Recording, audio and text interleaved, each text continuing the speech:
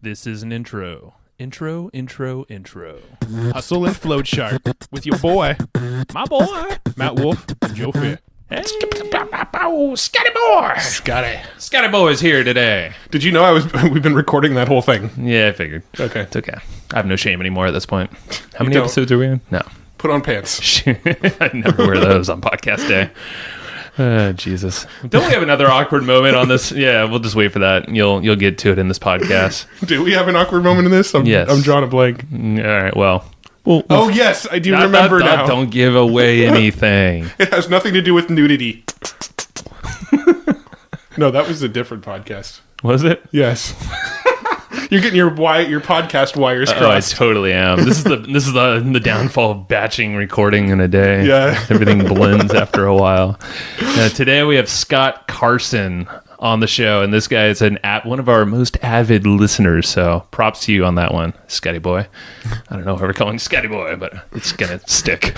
He probably hates being called Scotty Boy. Probably, but you know what? It's okay.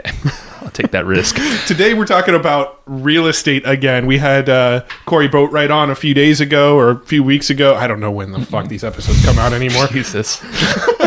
We had Corey on an episode recently at some time, and he was talking about real estate and buying multifamily homes and Leveraging wholesaling. other people's money. And today we're talking about real estate from a different perspective. We're talking about note closing, which Joe and I aren't really familiar with that world, and I'm not going to try to re-explain it to you because Scott does a great job of explaining what note closing is. But the other thing that Scott is really good at is he is an amazing marketer, and you never really see guys like him in the real estate world. But he's doing, he's running Facebook ads, he's doing Facebook Lives, he's doing shit on YouTube, he's doing stuff on Instagram. He's freaking everywhere with his marketing, and he repurposes like a madman. And he breaks down his entire repurposing process. He breaks down his exact strategy for getting on as many podcasts as possible. Freaking 100 shows in like a month or two. Yeah, is he booked like ridiculous. 100 shows, like in 30 days or something stupid like that. He breaks that all down. So he breaks that all down. So you're going to get like the first 50% of the show. We really dive into like his real estate strategies through note closing. And then the second 50% of the podcast is just like marketing wizardry of like repurposing all this content everywhere. It's badass. And I would say that he's a better marketer than most like full-time professional quote unquote marketers are. Dude just like has it dialed. So you'll love it. It's a lot of similar vein in what we like to talk about. He does a lot of traffic stuff and retargeting and all that stuff too. Very strategic people though. It's like just imagine like literally retargeting people who have money that want to invest in like it's so freaking ninja. It's so cool. So he's gonna break that all down. You'll love it, and his sound effects are amazing. Hopefully they'll grace this podcast regularly soon. He will give us a little sound effect toy. It sounds true. like I'm That's gonna true. hold him to that. But and just before we go over there, our traffic book is totally badass. People have been loving it, asking about it. It's been flying off the digital shelves and physical shelves. And physical shelves. Yeah, Matt's holding it I right literally now. just pulled one off my physical shelf. That's Literally. so it flew off. It flew off It right in flew your off. hand. No, it's amazing. It's decked out with our specific strategies on how we do a lot of this traffic ninjery of showing up everywhere on multiple platforms. It is your tactical playbook to be seen everywhere by your hottest prospects. He read that from the first page. Good job, Matt. I did. I actually didn't know that was the subtitle of this book until just now. Shows how much we pay attention Well, the subtitle's not printed on the cover of the book. It's only on the first page We of the got book. called out by Sean Vossler about that too. Did we? Yes, we did. Damn it, Publicly on Sean. Facebook. And he is completely accurate. You screwed up, actually. You made the cover, so I cannot be blamed for this. Yeah, I True made it with story. Snappa. If you go to evergreenprofits.com/Snappa, it's a really cool tool that we make book covers and shit in. Matt, you're not supposed to pitch two things at once. I was going to say go to evergreenprofits.com/traffic book. All right, it's a competition. Who's going to get more traffic? Me or- Evergreenprofits.com/traffic book hopefully gets more traffic. Jesus.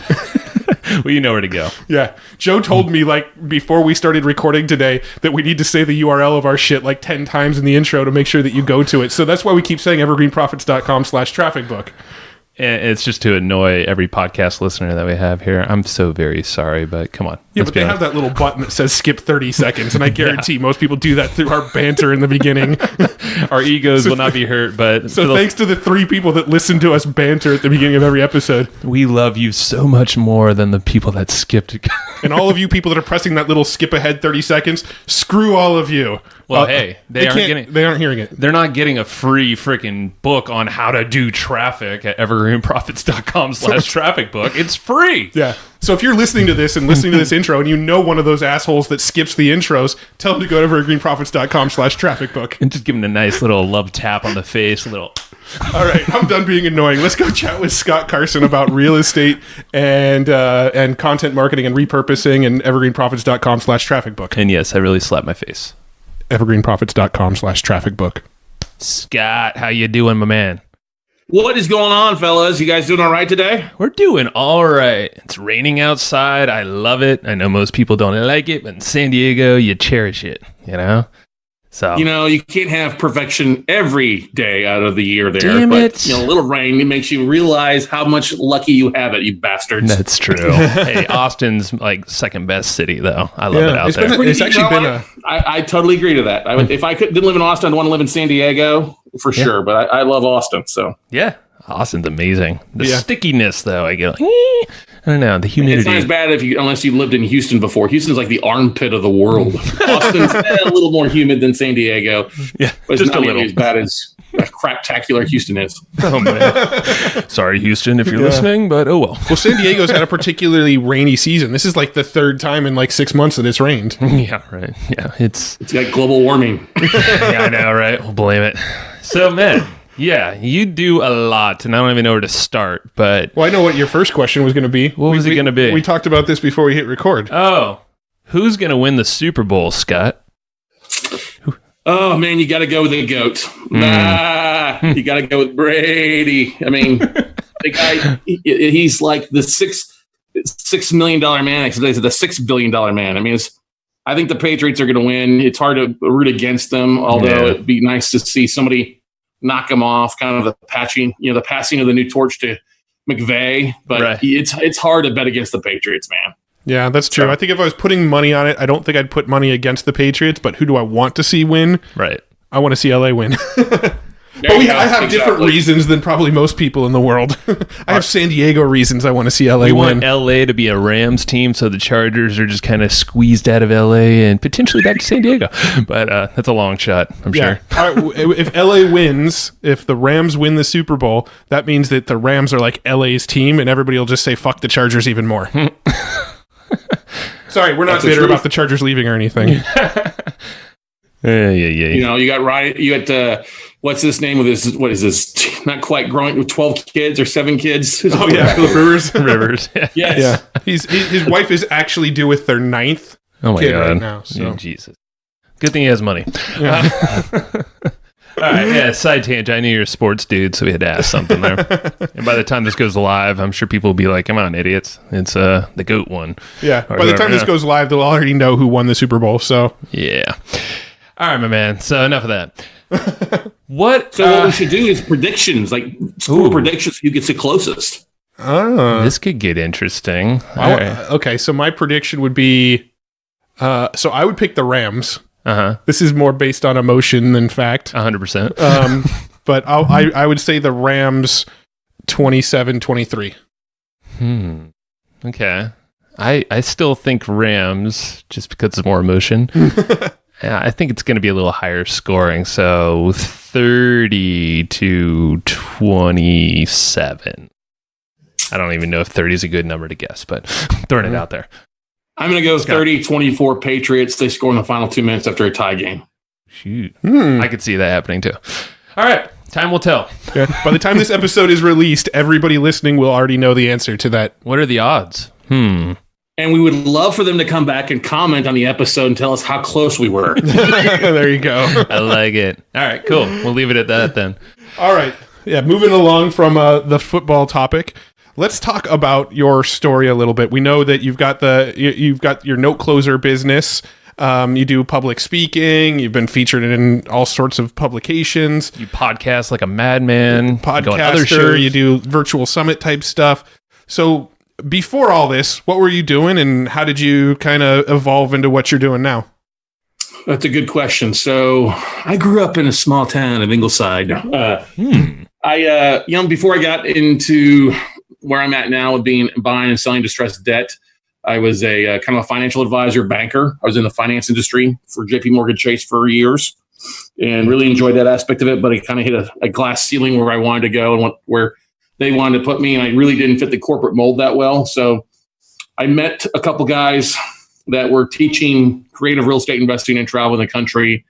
And so for 4 years, I got a chance to kind of hang out with these guys that were really teaching amazing things. They were traveling around every 2 to 4 weeks and having a workshop. And I stepped into I started a mortgage company with another buddy of mine. We were handling mortgages for their students. And about a year into it, the guy that was teaching me a lot of stuff, Bob Leonetti, partnered up with a little friend that we all know by the name of Roland Frazier. Oh, that guy.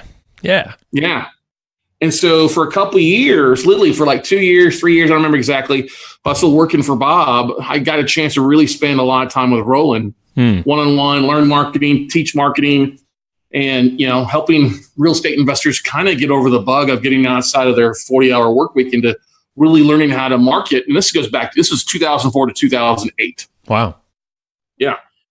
So I got to do that. And then when the market went south in 2008, I left the mortgage company and went out on my own and just started buying distressed debt.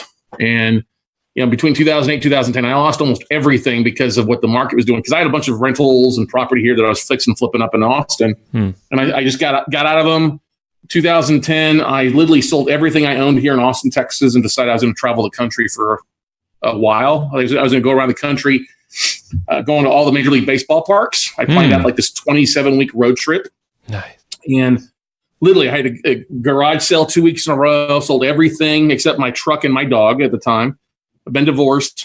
And literally, in that 2-week period, I had like 4 real estate investment clubs that reached out to me that had seen some of the blogs and some of the deals that I was posting on Facebook on some of the note deals I had. And they asked me if I could come out and speak. And I'm like, yeah, sure, I'd be glad to. I go, when do you want me to come speak? And all 4 of those dates landed on when I would have fictitiously been in that city for this road trip. So it was total. I'm a big believer. Divine intervention, I think, kind of kicked in there. But, my hair still stands up on my neck right now thinking about it. But that's what happened. So planned to be a 26-week road trip turned into literally 3.5+ years of me traveling across the country, speaking, teaching note investing, buying notes from banks. I spent a big chunk of time in Florida, literally for like 3 months, just driving up and down the coast, talking to bankers. And then I just started marketing. I used my phone. I've been doing webinars since April 2011 and just sharing kind of what I learned and the good, the bad, the ugly. And I've always had a passion for this. I've always viewed it like if I did a video and one person watched it, that was one person more than would have seen it if I didn't do it. And just kind of grew my marketing from there. It looks like I do a lot of crazy things, but I'm really good at cross-pollinating and using something like, I'm a big believer of what I call the Marketing Octagon, where I can take one piece of content and redistribute it around 7 or 8 platforms. We'll dig into that for sure, because you're talking our language when it comes to repurposing or remolding it for other platforms. I really feel like on this episode, I want to kind of go in 2 different directions, and we can probably almost kind of split this into like 2 parts. I kind of want to talk about like the real estate and the note closing, because that's actually a concept that we're not that familiar with. So we have a genuine curiosity there on how that whole thing works. And then we also want to talk about a lot of your content marketing strategies. Your repurposing, your content octagon, your the virtual summit type stuff you do, and kind of dive into some content marketing strategies. So maybe we could kind of have both those discussions, time permitting, on this episode. Let's do it. But let's start with the real estate thing. Can you explain what closing notes even means, or what a note is? What a note is? Yeah. Yeah. No. Totally. Good question. Definitely good question there, Matt. So what I do is I buy distressed mortgages from banks and hedge funds. So like we went through a bit of a downturn 10 years ago, 2008, 9, and 10, where at the peak in 2010, there was 15 million homeowners that were underwater on their mortgage. They were either upside down or owed more than what it was worth. And they weren't paying. We had record foreclosures, banks going out of business. And so you have banks and lending institutions that still to this day we'll sell off a non-performing residential commercial note at a huge discount off the current market value. The beauty about that is that I buy that debt at a big discount of what's owed. The borrower still owes it, but the fact that I'm picking these mortgages up, or these commercial notes mortgages up at 30, 40, 50 cents of as is value, that gives me a lot of flexibility then to reach back out to the homeowners or the property owner and say, hey, I'm now your bank. You're not going to pay ABC Bank or National City Bank or Bank of the Orient anymore. You're going to pay me now. Mm-hmm. But let's work on something here. Let's work on a win-win. I don't care that you were 2 years, 3 years, 4 years behind. I mean, I do. It helped me get a discount, but let's work on trying to keep you in the house. That's our biggest goal. And so many real estate investors, they love Flip This House or HGTV and the fictional shows they throw on there.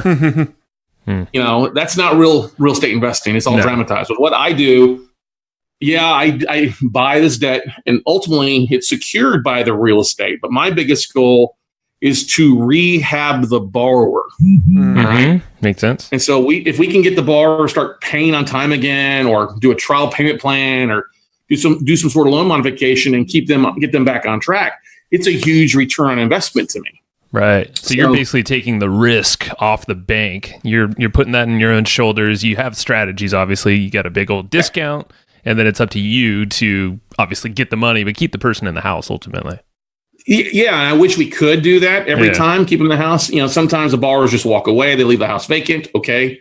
Then we take the property back and then sell it, or turn it into a rental or owner finance it. If they are going to play hardball, once we foreclose about 40% of the time, which is unfortunate because I'd rather have them stay in the house. But, the 60% of the time, hey, we create a true win-win scenario.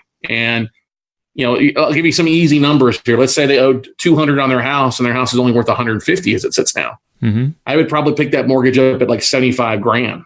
Wow. And if their interest rate is like, say, it's 7%, well, if I bought it at basically almost 30 cents on the dollar of what's owed, and they have like a 6% interest rate, well, that means if I can get them to start paying on time again, that's like an 18, 19% yield to me immediately. And it's not even considering if they make payments on time for 12 months. Now I'll recast the loan at 150 because that's what the property's worth. Forgive $50,000 in debt to them and sell that loan off at 80, 85 cents on the dollar of the 150 at one, at 120, 130. Well, I paid 75 for it. I just made another 40, 50 grand on the back end, plus the cash flow along the way. So you really have kind of two sort of ways to make money off of this, right? You've got either consistent cash flow from the renter starting to pay up again, or not the renter, but let's fix that. I want to clarify, not the renter, the actual homeowner. Yeah, sorry. Yeah, that's what I meant. Just wrong wording. The actual homeowner to get to start paying their mortgage again, that generates cash flow for you. If you can't get them to start paying their mortgage again, then you can actually go and either sell the house or sell the note again for more than what you paid for it. That's correct. I mean, a lot of times we'll offer up cash to keys the homeowner. I mean, I'm not one of these guys that doesn't have a heart. I want to try to, it works in my best interest to actually work with the homeowners. I don't like to foreclose, but we have to sometimes. But we'll do cash. There's like 10 different exit strategies once I buy a note. I can make money on it. So. Interesting. So it's actually, it's a fairly safe sort of investment strategy then, just because there are so many ways out of it. Yeah, I don't like to use the word safe, but I like to say that it's whereas a lot of real estate investors, they get into something where it's like a 90-day, they buy a property, they fix it and try to sell it in 90 days. Our deals take longer because we're obviously dealing with borrowers and foreclosure time frame. So our average time frame for a deal is like 12 to 18 months. But there's a couple of things, like I'm not having to send out like postcards or yellow letters or any type of direct mail pieces. I deal directly with the banks. And so over the last 10 years, I've built a large database of bankers and asset managers at investment companies. They literally send me lists every month, every quarter that I get cherry pick from. Yeah, they trust you. You have some reputation. Yeah, so like one source for me will feed me on a monthly basis. Most real estate investors are chasing like foreclosures or unoccupied assets. They're getting like one deal and they have to keep that big marketing machine going. Me, I just do an email blast every month to my asset managers, and they send me updated lists. Okay, here's what we have available this month, and we'll go back and forth and go from there. So like, I'll give you an example. I got a list sent to me 2 days ago, 128 mortgages, and out of the 128, 69 of them are performing. The seller is selling these off at 73 cents of what's owed, which is below the value. Mm-hmm. And we're going to end up probably taking down 64 of them. It's about a $1.5 million trade, but it's almost immediately throwing off roughly about a 20% yield on the cash flow. Wow. So is it required to buy in bulk like that, or could someone? No. Okay. We do a lot with education, and a lot of our students are buying like 2 or 3 notes at a time, you know, 30, 50, 60 grand. Got it. You can buy one-offs from, smaller regional firms. Don't call me and say, hey, Scott, can you buy my mortgage with Chase or Bank of America? Those guys buy, they sell large portfolios like 50 million. They like flick me off their sleeve. They won't even talk to me. Sure. Now, there's literally 4,000 plus other lending institutions and financial institutions that are originating loans that have bad debt. I mean, we're still at about a 4% default rate in America. If you look at the 16 million homes that were either purchased or refinanced that year, that's still a lot of debt that's going to default. Plus, we still have about 2.5-3 million loans that are still left over from 10 years ago that are still, the borrowers are still upside down. Now, when you buy these notes, are you financing the notes, or are you going and buying them in cash? You have to get cash. You can't you can't get a loan from a bank to buy a non-performing loan. So got it. Okay. We 95% of what we do is raising capital from other people. People using their self-directed IRA accounts or cash, and then they'll come in and finance the purchase, and we'll do the workouts and either pay them, depending on what they're looking for, either a flat return, 6 to 8% on their money, or a percentage of the back end. Just depends on what the deal will look like and what they're looking for. So that's we chatted with a buddy of ours, Corey Boatwright, the other week here on the podcast, and he does multifamily units, but does a very similar structure, self-directed IRAs, private equity. Or private capital, that is. And I was just like, oh, you don't even have to put $1 out if you don't want to. You could just... Yeah, I've known Corey for, going back. I knew Corey back over a decade now. I think so. When he was big into short sales back in the day, is when he kind of cut his teeth on before he got into wholesaling and some multifamily stuff. And Corey knows what we do. I mean, we've been doing it for a while. I mean, it's a much smaller niche versus wholesaling apartments. Maybe 5,000, 10,000 total people that are doing what I do. In the industry. But the beautiful thing is that we're seeing deals 6 to 12 months before an investor like Corey is seeing stuff now. And we're not having to deal with the homeowners on the, to buy it. We're just dealing strictly with the bank. So it's all about numbers and ROI and going from there. Got it. Now, so you obviously teach this stuff through your show. And did you say you actually have courses on it that you sell and things like that as well? Yeah. I mean, I've been teaching since 2010, different workshops on it. And, 2010. Wow, I think back now. 2010 was the first workshop I did. We just kind of threw it together at 25 people in a room, and it worked out pretty well. But I've been teaching. I was actually the Educator of the Year a few years back in my note space. I was nominated this year also as an educator with another publication. So very cool. Yeah, I teach it, and that's kind of what we do is such a niche. That's why I had to start marketing my deals, because I had to get the word out when I was doing. And people are like, "Oh, this is interesting," but I think are you flipping a property? So we just start teaching really to educate our audience. And that's how we raise a lot of capital. People are like, oh, okay, I don't want to do that much work. Can I just write you a check? I'm like, yeah, sure, that's fine. Let's go that route. And if you want to get involved, great, get involved, and we'll show you all the ropes, the resources that we use and how we raise capital and who we reach out to, banks, and literally show people how to have assets sent to them, basically on autopilot. Wow. Or in turnkey. So somebody that was interested in getting into the world of closing notes, and they come to you to learn how to do it. What's sort of the first direction you point them in? What's kind of the first step? Do I need to have a bunch of cash in the bank to get going? No. Do you tell people that they should go raise financing? How does somebody kind of get into this? No, that's really good questions, Matt, because most people think they've got to have the capital lined up. And that's not the case. In real estate, any real estate investor will tell you that if you've got a good deal, you can raise capital for it. So the thing I tell people, and actually here, those that come into the game that have 200, 300 grand and sit on the sidelines, they're actually more of a handicap to their business long term than those that get into the business with no money. Those because that have that extra cash, they don't market. They're like, oh, I'm just going to use my own money. I don't want to market it. And then they buy a few assets. Well, now their money's tied up in these assets, and they're waiting for these deals to take 6 to 12 months to close out. They can't go buy anything. Versus somebody like me, who when I got started, I didn't have the capital because it was a horrible market at the time. I had to raise it, and I was much hungry. I had to learn how to market. And this is why I love so much about your guys' book and everything you guys are doing. I live and breathe that every day, because if you look at like Warren Buffett and Jamie Dimon and all these bigwigs on Wall Street, if they're using other people's money to fund their big transactions, it's good enough for you if you need 25 to 50 grand to buy an individual note or property. And so we tell people, let's go online. There's a lot of videos out there. We've got about 1,000 plus different webinars and podcast episode videos and stuff like that for you to listen. Go through that, binge on that a little bit.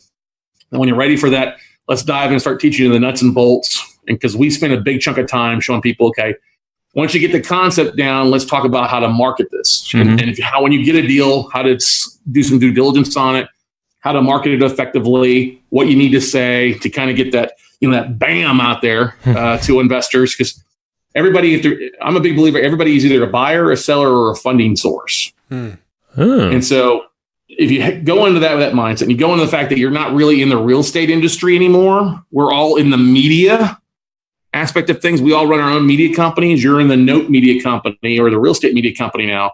With that mindset, you'll be able to raise capital from just about anybody. I mean, there's $7 trillion in 401ks and IRAs sitting out there making less than like 1%.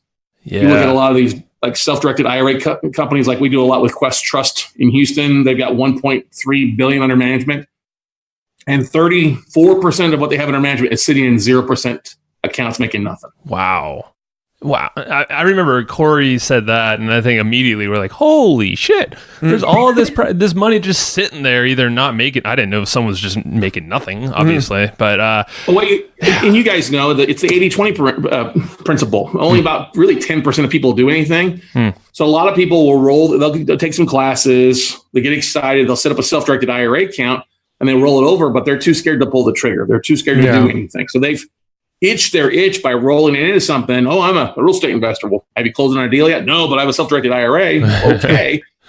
Let's get it working for you. Let's have it make an above average return. Let's take your certificate of disappointment and put into something. Or your 401k is now a 101k. Let's get it back to working for you. Yeah, I like that. So what do you think is like the biggest like roadblock hurdle that you see most commonly among your clients and the people you teach? Overanalyze paralysis. Yeah. You see that. You guys see that all the time.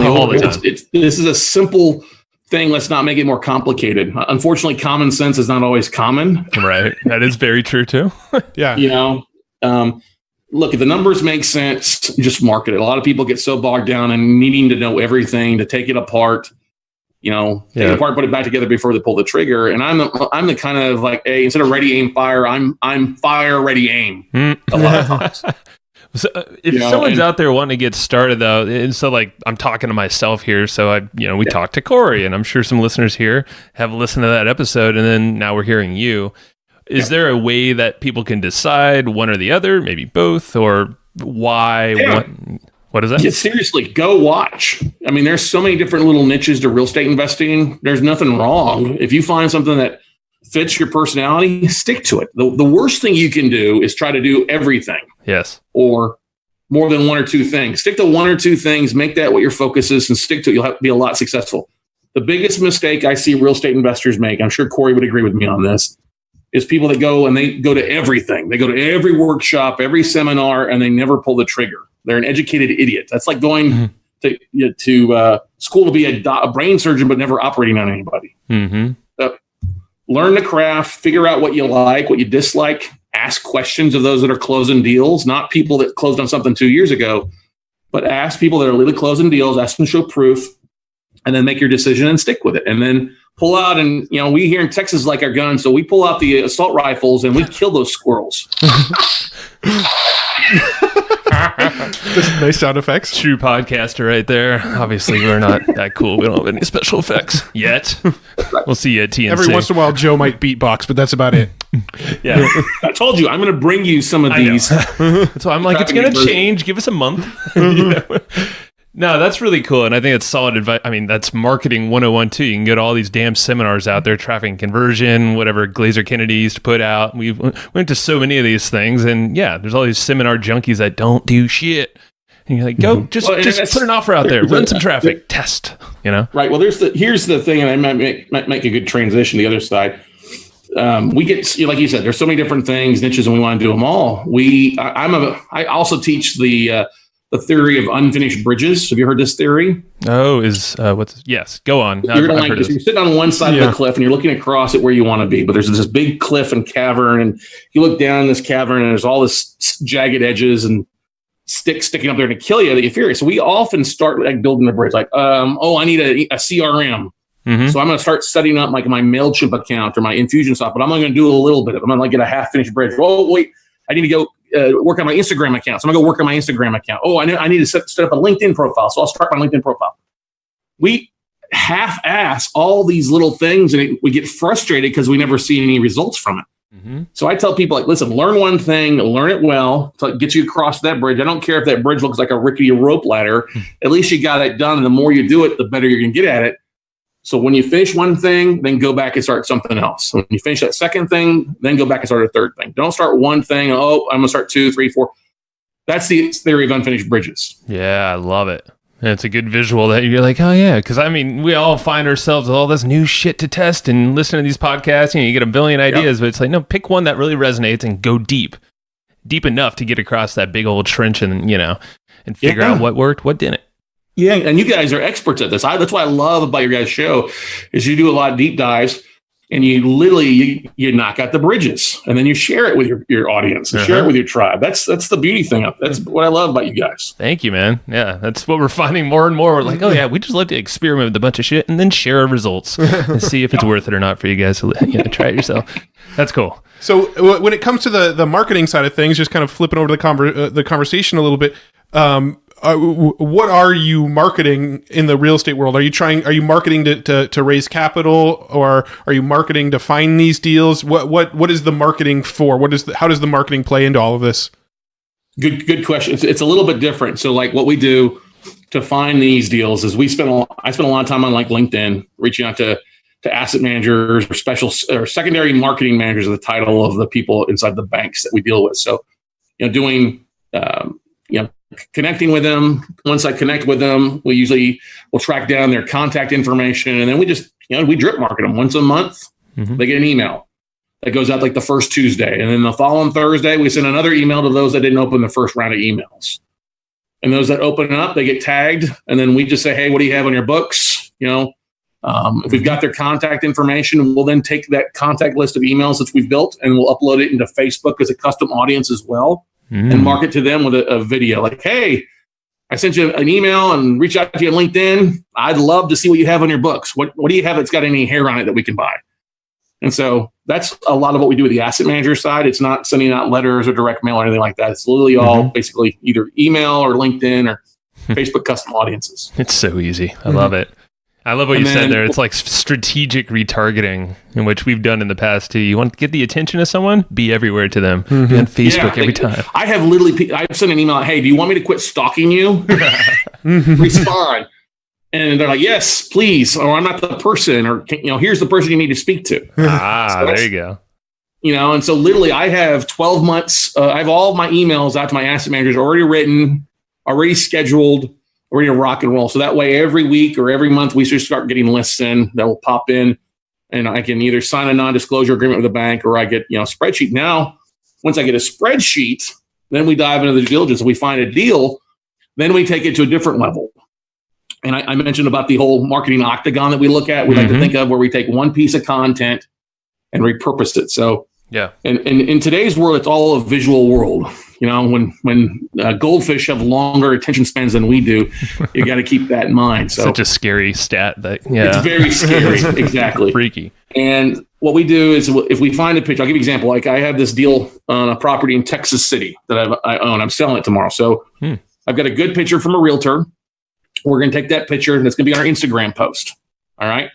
We're also going to do a quick little Facebook Live where I'll do a Zoom where I can do a Facebook Live where I can share the picture of the property. Say, hey, we got this great deal. Here's an asset. It's a 3-bedroom, 2-bath worth about 120. We're selling it for 60.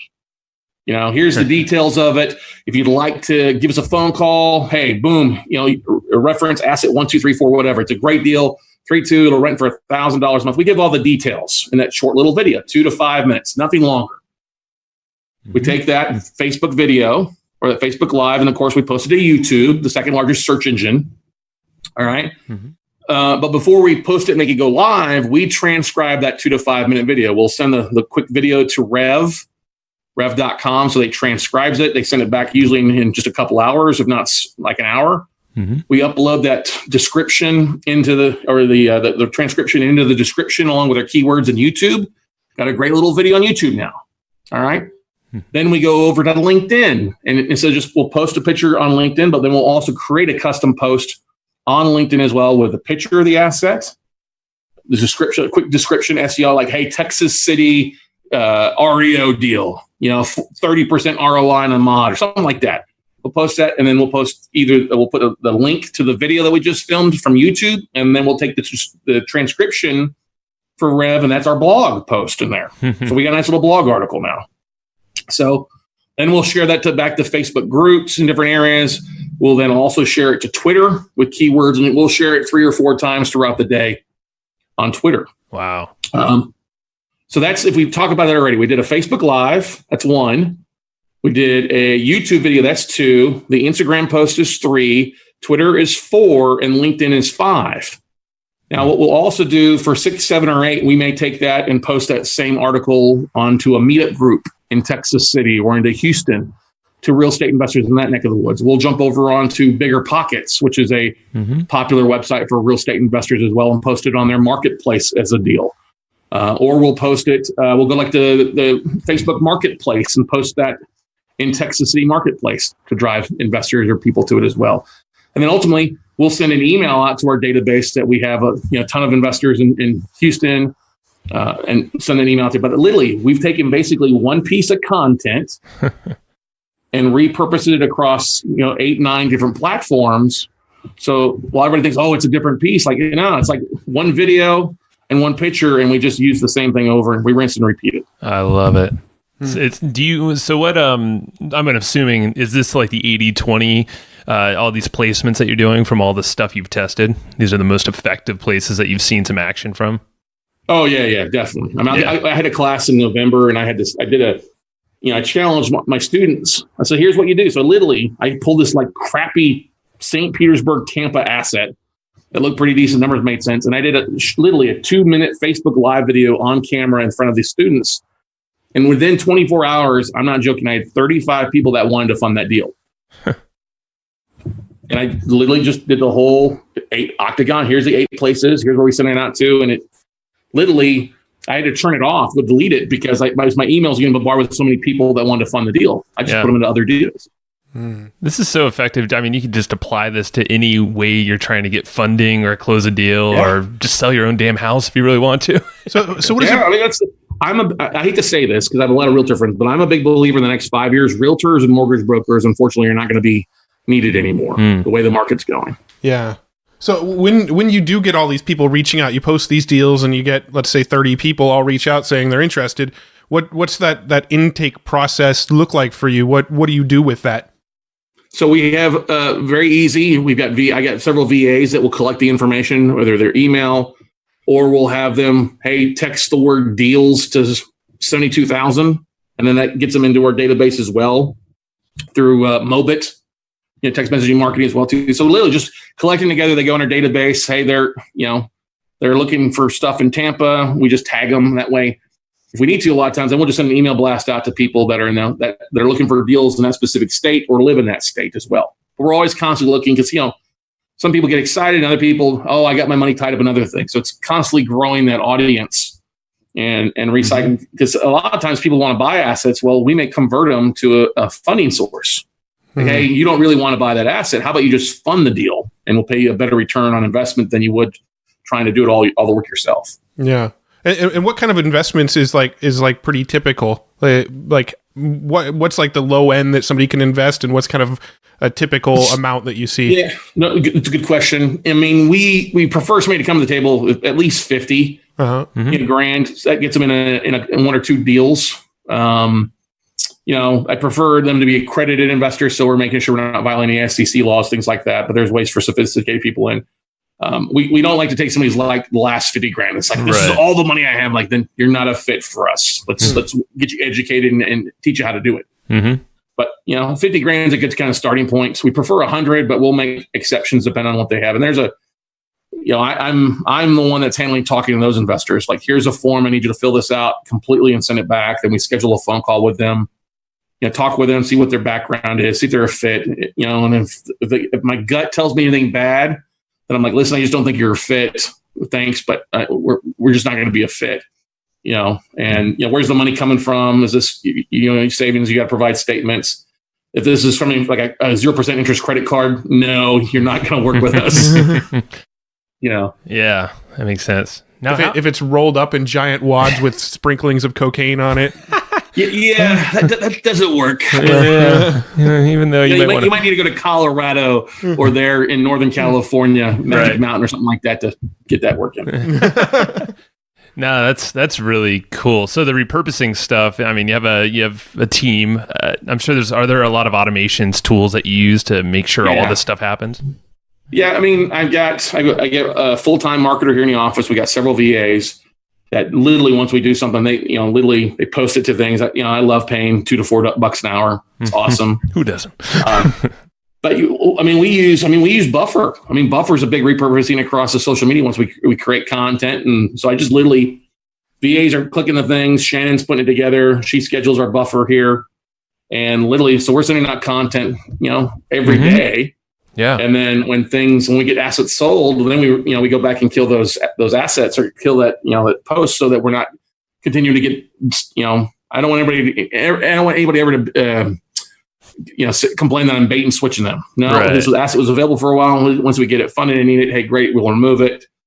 Those that have responded, hey, we've got a funding source. Do you want to go and back up on this, or do you want to get involved on the next deal and go from there?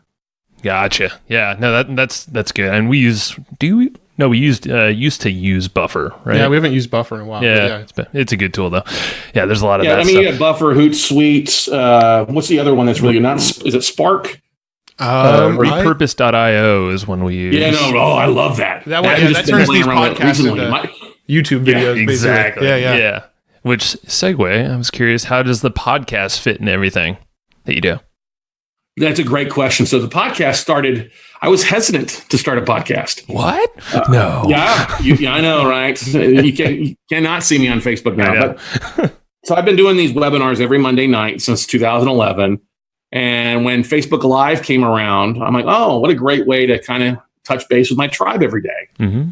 So I started doing like a Facebook, actually November 1st, 2016. I came in the office. I said, we're going to do Facebook Live every day. We're just going to share what's a day in the life of Scott Carson, what's going on in the WCN war room. Okay. And so we just did little, 2-minute, 8-minute, 30-minute little Facebook Lives. Did it for 9 months. And a buddy of mine who now produces my podcast, he runs a company there in Southern California and does that. And that's basically what he does full time, is producing and hosting podcasts. He's like, hey, man, you should really do a podcast. I'm like, no, man, I don't want to do all that work. I don't want to edit the audio. He's like, no, dude, if you're using Facebook Live or Zoom like we're using now, we can just take that audio file, that video file, and we'll do all the work for you. I'm like, I don't have to do anything except just speak and then upload the video to your platform and you'll do all the work. He's like, yeah. I'm like, done. Yeah. And so 9 months of Facebook Lives. And then on August 21st, 2017, we went live with the True Podcast.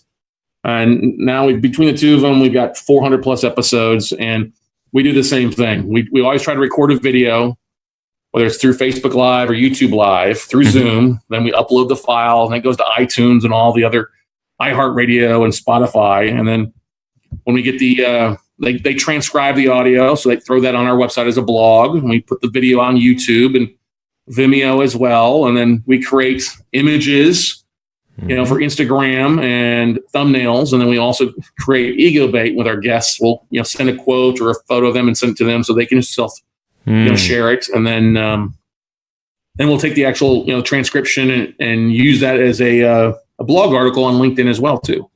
So I like what you just said there, that that's total freaking mastery. And I've seen your follow-up after we were on your show, the whole ego bait, like you said. You have a little quote, got our image or whatever it is on there, combined with your show branding as well. What's that is that someone on your team, one of the VAs, just kind of churning out that process every time? No, that's actually the production company that we hired. We were paying like $99 an episode is what it averages out to. Wow. Okay. But when you figure in transcription, editing, and then creating that ego bait and the thumbnails, it's cheaper than I could hire somebody in-house to do it, or a VA for the most part. So Yeah, they handle it. I mean, when we're cranking out 3 to 5 episodes a week. So it's easier for them just to do it. When I upload it, and then the episode goes live 6 to 7 days later, and all that stuff gets automatically emailed out to our guests like you guys and others. So I don't have to do hardly any work except just record and upload. So $100 an episode gets the audio file edited, it gets you a transcription, and it gets you show notes? A full transcription, not just show notes. Full transcription uploaded to our WordPress website. So they do that. And show notes?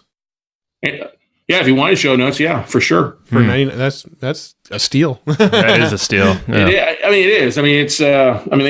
They do it for about, I think, 300 other podcasters all across the country. Yeah, and then that's cool. They host it there, and then the thing that you guys may want to talk to anybody listen. They also have the ability to do Evergreen ads. What is that? So since they're hosting, they created a software where they can plug and play different ads during podcast episodes. Oh, so like dynamically changing ads inside the audio file. Yes, as you would like it, called Evergreen ads. We love that even more. Yes. Like an example, somebody goes and listens to episode 250. It doesn't hear a commercial for one of my vendors or sponsors from a year and a half ago. They hear something coming on me talking about January today, or the promo for January 2019, or a new class that we're offering up for the year. It's smart. It's not stale information. It's all brand new content. And they just plug and play for me. Man, podcasting is so crazy. Matt and I are always talking about it. It's so damn archaic, but it's slowly getting there. It's getting better. It is. Less radio-like. Yeah, and that's really cool. I was going to say something, but I'm drawing a blank now. I'm going to keep going down that vein. Well, you got to realize too, and I think that's the thing. If you look at everything, like when you guys were at Traffic Conversion last year, I think, and they had... was it Marcy Smith from London, who was one of the keynote speakers on the last day, talking how believe so, Facebook is looking for characters for video. You got Hulu, Netflix, YouTube Red. All these media channels are looking for video, and it's literally when you have YouTube, the second largest search engine, and then it's owned by Google, and then if you look at the top 100 websites, like iTunes isn't even the top 100. That's true. Yeah. And you look at Instagram, Facebook, those are all on there, and all that is visual media. And so while I love the audio side of things, I think it's a great thing. I think a lot of podcasters that just put out an audio podcast, this is no offense to anybody, I think you're missing out on a huge chunk of the audience out there. Man, don't tell us. No, actually, that is something. I know, but one of these days you'll get on the boat. Yeah, I know. You're totally right, though. And because that is the direction we are going after we get our studio and make a little, setup. But yeah, the repurposing, all that stuff. And we've had Kurt Molly on the show, Facebook ads Ninja, and he's always like, make more video, throw them in, test, just run a little bit of budget to it and just see where it shakes out. But you can use it everywhere. Yeah. Kurt's great. I knew Kurt back in the day. When I first moved to Austin 2001, I met Kurt trying to pitch me on a real estate deal back in the day. Yeah, he was in real estate. That's right. Forgot about that. Did a lot of short sales. I've known Kurt for a while. Great guy. Yeah. The guy, the most interesting stories is what his 800-day banned from Facebook. It's a funny story. He told the story on ours. Yeah, he told the whole story on the episode with him. So if you're listening to this episode, make sure you go back to that episode, the Kurt Malley episode, and listen to it, and make sure to share it and subscribe to a Hustle and Flowchart podcast. Scott Carson is so much better at selling our show than we are. Isn't that always the case? Isn't that how it works? Always be closing. So with your podcast, what sort of benefits have you seen from the podcast, from like a business networking, etc.? Yeah, so it's been amazing. I mean, this is a little small niche. There was a couple of my students started a podcast like 2 years ago, and then they stopped it a year ago. And I was like, it's doing the worst thing you could is stopping, because you've got all this momentum. Now you're not doing it. Yep. And there's like me, and then like one other gal that does like an episode like every 2 months or something like that. It's very niche-y aspect. So if you have a niche focus or niche flavor or something like that, it's a great way to get it all out. Because people, I get emails every day. Hey, I listened to your show, came across it. And I want to sign up for a class, or I would like to talk to you about investing some money with you. It's been crazy. And it's led to our sponsors that we have on, our vendors that we mention all the time. They've reached out to us, say, hey, we want to sponsor your show. I'm like, great. Pay me $1,000 or $1,500 a month, and we'll have you on once a month. And they see business from it. So they give us special discounts. We give that to our audience members, and then they see people signing up for things. That's cool. And so that's been the biggest thing. I mean, we just surpassed 230,000 downloads for 16 months. Sweet. But our videos though are at almost 400,000 downloads and views across Facebook and YouTube. But people listen, they consume the audio at like 86% clip rate versus like 11% for YouTube and like 1% for the Facebook Lives. So the audio is where everybody's at. It's still where everybody's going to. But we have a coaching program we do, and I keep it small. In November, we had a coaching, 7 students come in for coaching. 3 of them signed up because they found me on the podcast, and those 3 people each paid $15,000 each. Wow. Dude, that's what we hear is podcasting, the medium. Yeah, the people who are listening typically have more money. They're more invested in you because they're spending this long period of time with just you and that person. Well, the data says the people listening to podcasts have more money. I actually wrote an article on our site the other day where I dug into a whole bunch of data around podcasting, and we're actually writing a book right now. That was a great article, man. That was awesome. I loved it. Thank you. We're actually writing a book right now about podcasting, so I'm diving even deeper into all the data and stats because I really want to drive home the power of podcasting to people. And one of the stats that was really interesting to me was if you listen to podcasts, you're 40% more likely to make over $250,000 a year in personal income. It's crazy. Totally agree to that, man. And that is just insane. And I don't know if it's, people who listen to podcasts are more educated because they listen to podcasts, or it's the other way around. But, either way, wouldn't you want to be in that group? I totally agree. So like I'm always constantly looking at like marketing trends and stuff like that. If you look at the wealthy or the people that are CEOs, CFOs, they're making like $75,000 or more a year. They spend most of their time on LinkedIn and Twitter and listen to podcasts. They're not spending their time on Facebook or YouTube. Yeah. I could see that. And yeah, Matt, you were talking and you're like, you think there's going to be a resurgence on Twitter.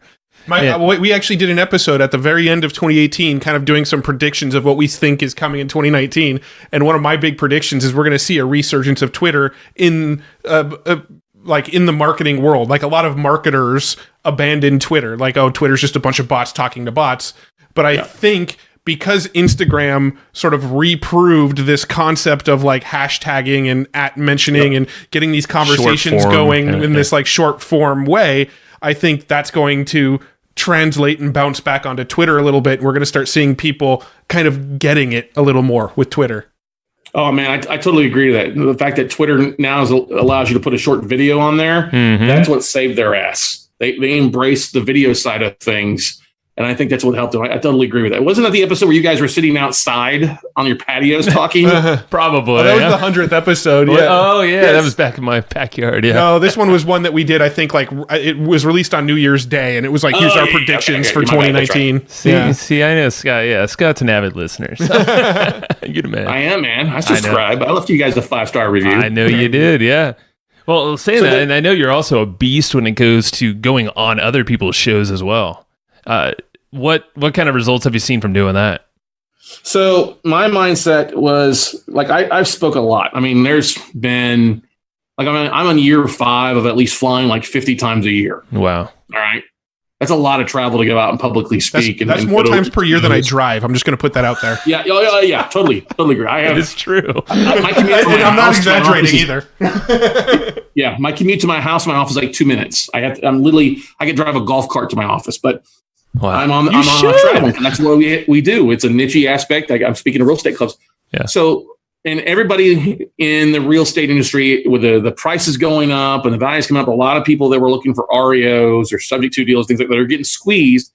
So I'm out communicating and sharing that message as I was traveling. Well, I look at all these real estate experts, and here's a tip that I do. If anybody's looking to get booked on more shows, here's what I've been doing. And I think I shared this with you, Joe. Yeah, you did. I didn't want to bring it up unless you did. So. Oh, no, I don't mind because 95% of people aren't going to do it anyway. True. So I set a goal for myself. Like, listen, does it make sense for me to fly across the country to talk to 30 people, or would it make more sense for me to spend a little bit of time and just reach out to somebody who's a podcast that they've got, whether it's 500 followers or 1,000 followers?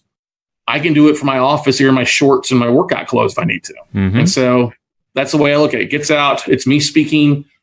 Same thing, same results happen. People follow me. They sign up. They come to our workshops, whatever. It's the same way of building a following. So I was watching, Sunday Night Football or something a couple months ago, right before the end of the year.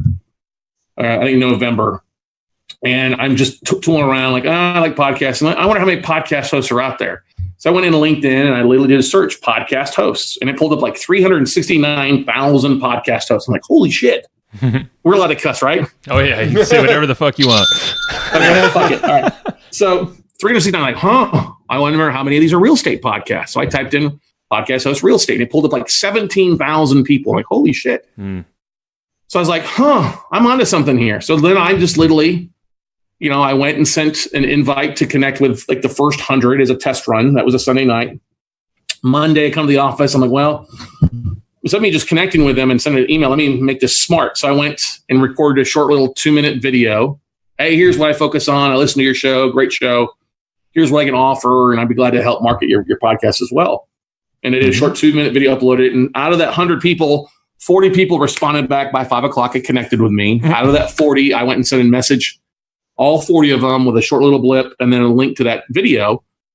And by the time 5 o'clock, I did it right before 7 o'clock because I have a webinar. By 8:30, when I got off my webinar, I went in my LinkedIn and I had 22 of those 40 had said, yes, we'd love to have you on the show. Here's a link to get signed up.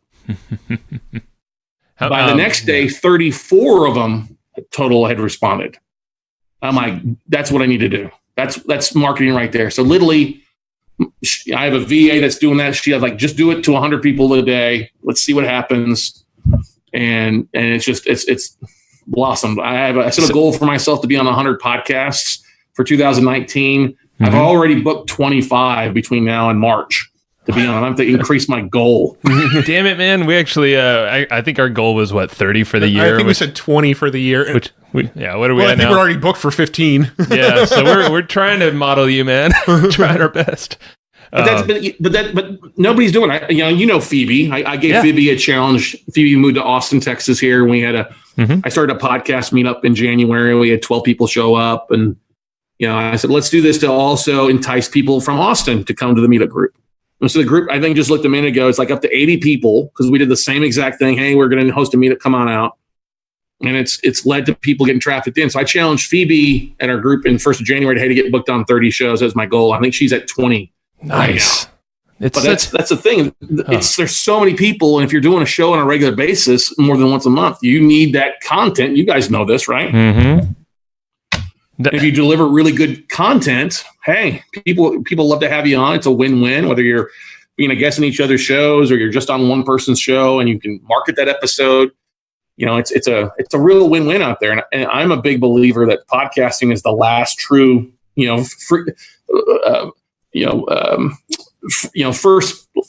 last bit of freedom of speech out there. You can say whatever you want without having to worry about Big Brother coming down on you. No, that's a good point, man. Unless you're everything's Elon chopped Musk. up. Because apparently everybody... Oh, Elon. yeah. Elon Musk goes on a podcast, smokes a joint, and gets in trouble. So yeah, but Elon's a perfect example of why this long form, things like Joe Rogan, what we try to model for this for business is not have it all bite-sized, chunked out. But now, like in that example, you saw Elon fucking raw. Like he was like this raw Elon human, and you're like, whoa, this guy looks like he's been through some shit, which he has, and you don't see that in the interviews typically, on ABC. No, but that's what'll happen when you work 80 hours when everybody else is working 40. 100%. Yeah, I would never want that life. No. But and 3 divorces later too, I think. But anyway, side tangent, but long form, man. I mean, that's a simple thing. It's free. I mean, it doesn't cost. You don't have to have the paid version of LinkedIn to do what we just talked about. It's just literally simply. And I cracked up a guy in one Facebook group on podcast. Like, man, I got a new show. I'm trying to get religious people on that are making a difference as a guest because I've run out of like my pastor and all his friends. And I said, well, just go do this. If you go to LinkedIn, there's like 9,000 that have people that have religious or Christian podcasts. Yeah. He's like, well, I don't want to be on their show. I want them on mine. I'm like, idiot. Ask them to be on your show, jackass. After you go and speak to their audience. Come on now. Hit a couple more, man. No, yeah.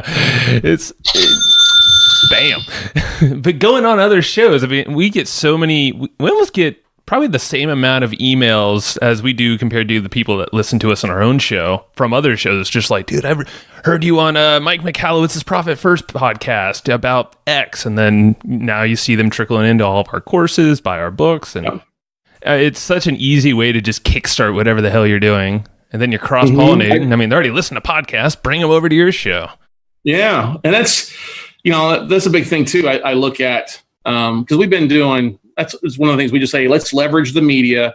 Let's leverage it to work smarter, not so harder. So I'm not traveling as much this year. When I am traveling, it's either for me because I'm going to a conference I want to go to, like to your guys' backyard for traffic conversion or social media marketing world later in March, or flying across to Orlando for PodFest I'm speaking at. You guys are speaking as well too. Yep.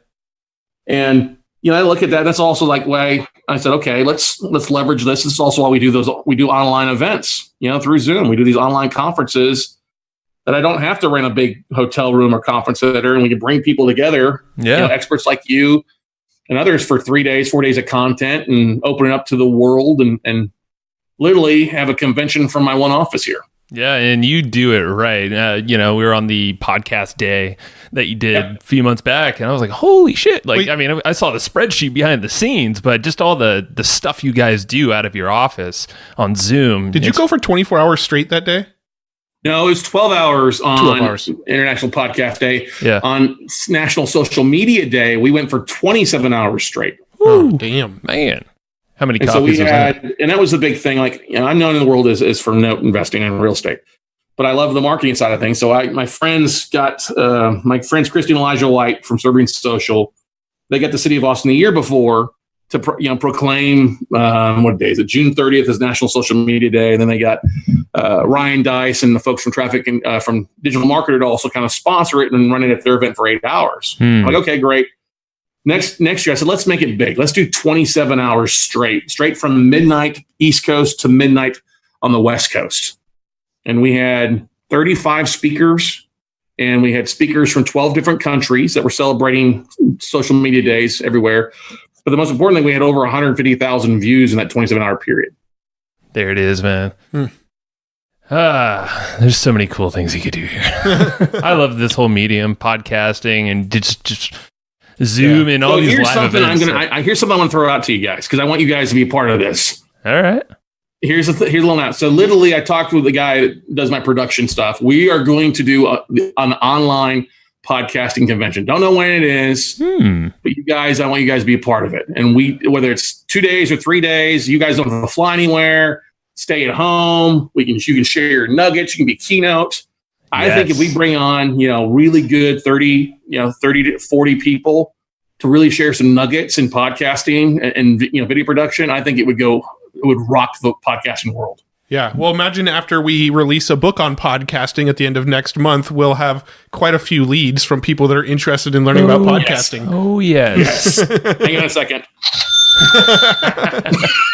We'd be honored to, my man. Yeah, and if you need help putting that together, let us know. Any ideas? Oh yeah, dude. Trust me. I think it'd be good. I don't like to travel that much, and when you look at all the different things that are going on, I don't need to travel to another conference. What I'd rather do is sit at home in my underwear, drink my drink, sleep in my own bed at night, and still learn the same content and go from there. Oh my God. Well, that's why I like everybody doing all their events in San Diego. I don't like it when people go do their events in Orlando, because who the fuck wants to go to Orlando? Hey, have you never seen the Book of Mormon? No, I haven't. I have not seen that. Damn it, but I should. You were like the second person in a few days telling me that. Need to go see the damn thing. Yeah, Orlando. Well, it could be worse. It could be like Ann Arbor, Michigan. That's true. That is true. No, right, Orlando's not the worst place in the world. No, I'm sorry, not. Orlando. You guys got kids that you could write it off, take it as a business trip, and take the kiddies at 3:00 to go to the parks and get half price tickets. Well, I'll tell you. So I've only been to Orlando once in my life, but it was in August. So that just kind of says everything I need to say about Orlando. Matt, you can't say much. I hate Ratland. Steph.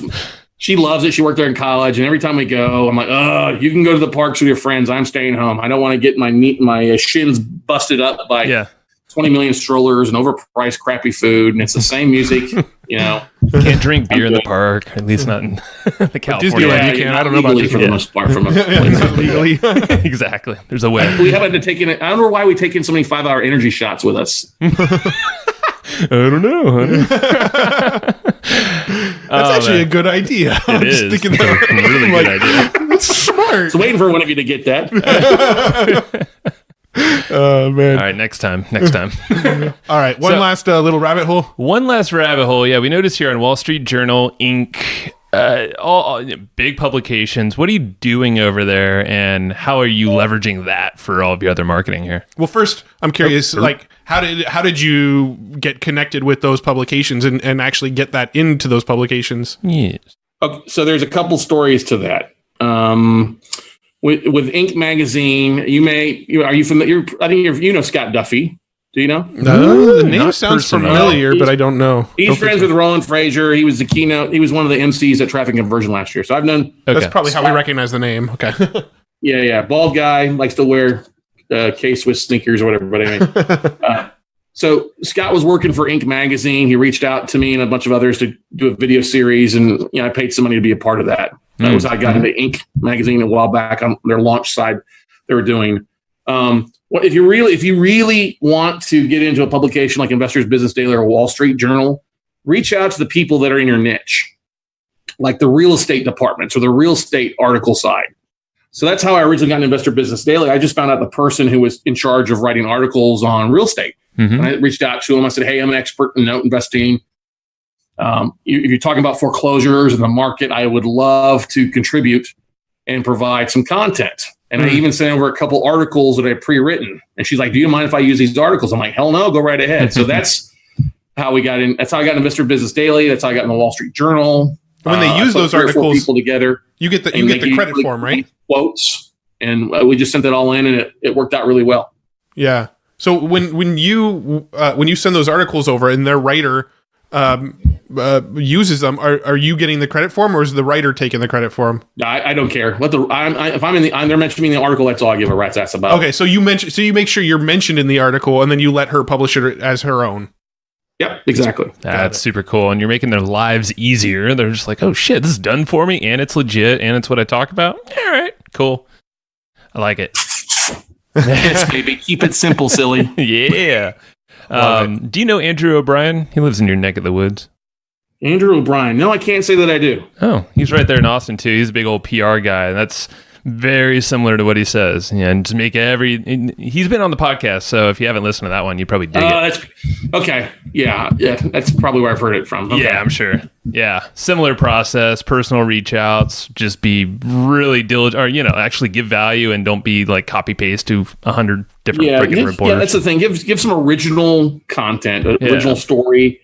Case studies work really well. I've got other friends. I got some friends in Kansas City. They paid for a front page article on the Sunday Morning News paper in Kansas City. It cost them like $10,000. But to this day, they still get phone calls, and it's like a year and a half later. Wow. What were they offering? I'm just curious. Or maybe I missed it. They were a real estate company. Talking about how they fix and flip properties. So Jesus Christ. Had some constructive. Right. They showed some before photos and afterwards, talking about how the market was kind of coming back in Kansas City and what they were doing to really help the market out. Yep. So it was really kind of a great case study on people that were doing some good in the market up there versus Armando Montelongo from flipped his house in San Antonio. You know what I mean? So yeah. Oh, that's great. No, PR is amazing, and we're starting to dabble with it. And just be very strategic. And like you said, it's the easiest to just start with blogs or different little very industry niche type publications out there. And more often than not, you're going to get a response freaking fast. So one thing that you're going to do what I would recommend you do with your book that you have coming out too is there's a website called e-releases. That for like $700 you can write up a press release for like 700 words, and then you can include an image and then even a video, and you upload it to e-releases, and they'll go out and they'll upload it into PR and stuff like that. So we've done that a little bit of the time here with different announcements, like for our workshops or when we close on a big trade. And it gets, we'll have 135, 170 different periodicals across the country pick up the article. Wow. And they actually pan out. They're not just like stuffed and no one ever reads them on some page and. Yeah, like it had like money markets, Investors Business Daily as well as picked up a few of our articles. Yeah. Business Journal San Diego, Business Journal San Jose. You have a lot of different, because a lot of these companies out there with their online websites or their periodicals, they're looking for content. I mean, they want somebody to help them provide them. If it's written well, it's precise, you got a hook in there, and they'll often run with it. And it's paid off well for us. Nice. Yeah. So do you actually see a good amount of traffic coming from doing press releases? They make up for more than what we paid for them. Let's just put it that way. It's a little harder to tell because then what we do see, I'll tell you this, what I do see is I do see a momentary blip in downloads like 2 days later on our podcast. Okay. Yeah, man. I mean, I see blips where, we'll run in about 1,000, somewhere between 700 and 1,000 a day. Well, suddenly we'll have a blip of like 6,000 downloads in a day or 3,000. So I'm like, oh, okay, great. It hit perfectly. It's the episode that we mentioned in the article we put a link to, and that drives it. Same thing. If it's a video, we see a increase in that YouTube video for the day. That's kind of how we track a lot of that stuff. And we try to make sure that the video that we're uploading has something that's strategic, to lead them back to our website or for coaching or deals we're closing on, something like that. Got it.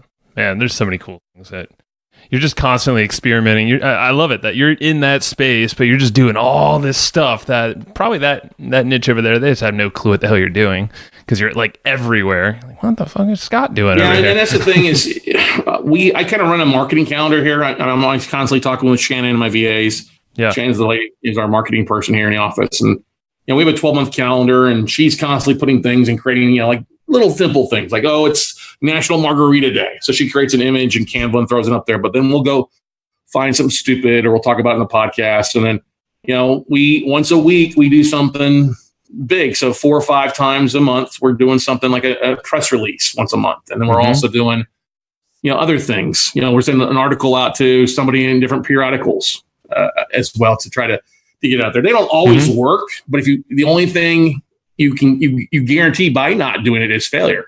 Right. Yeah. No, that makes perfect sense. Oh man. I think we covered a lot. I'm looking at our board. I'm like, is there anything rabbit holes? But I think good, man. if anything comes up, I'm sure you'd be up for a round 2. Dude, always, man. Yeah. Always. Even in person, since we'll be hanging out. We'll be hanging out together at Traffic and Conversion and Podfest and maybe Podcast Movement and definitely. Well, that's the thing is, it was funny is I got.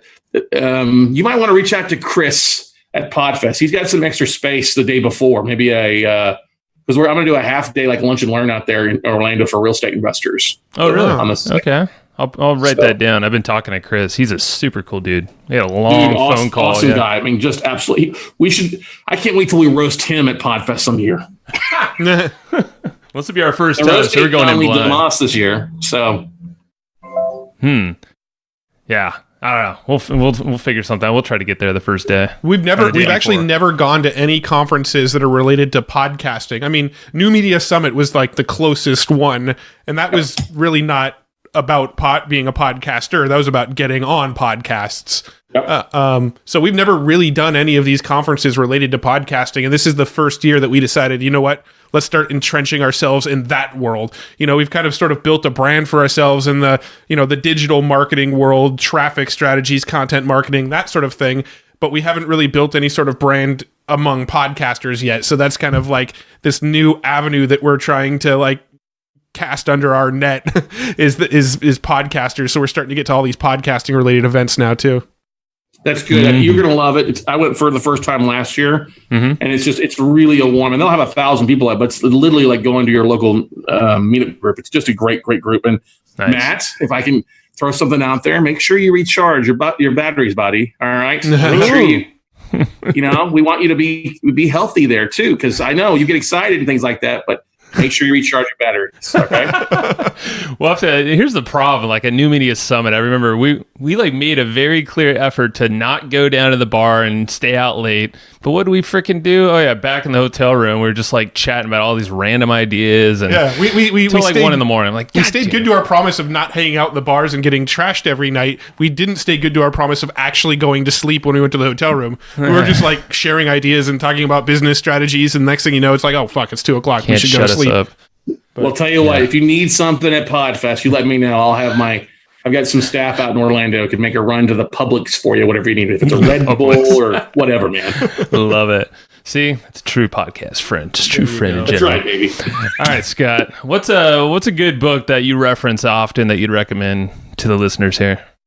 Oh my gosh. I just gave like 3 copies of this away today. It's Outwitting the Devil by Napoleon Hill and Sharon Lechter. Mm-hmm. Why do you like that one?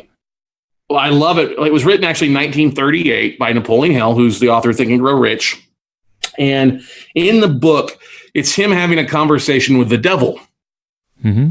And his wife wouldn't let him publish it in 1938 because that was a little bit of a controversial topic. But now, fast forward 70 years, Don Green, the CEO of the Napoleon Hill Foundation, came across this manuscript and gave it to Sharon Lechter, who's the co-author of Rich Dad, Poor Dad. Mm-hmm. And she looked at the manuscript and got it published, but she didn't change anything to it. She just added her thoughts of what Napoleon Hill would think in today's society. And the book basically talks about how, he's talking to the devil and what makes the devil so successful. He goes, well, what makes it successful is I put distractions in front of entrepreneurs. I put distractions in front of people. I make them drift. Those people that are successful are the ones that can avoid the most amount of drifting in their life. They're focused. They keep going forward. They avoid the distractions. They get stuff done. Those are the people that I can't stand.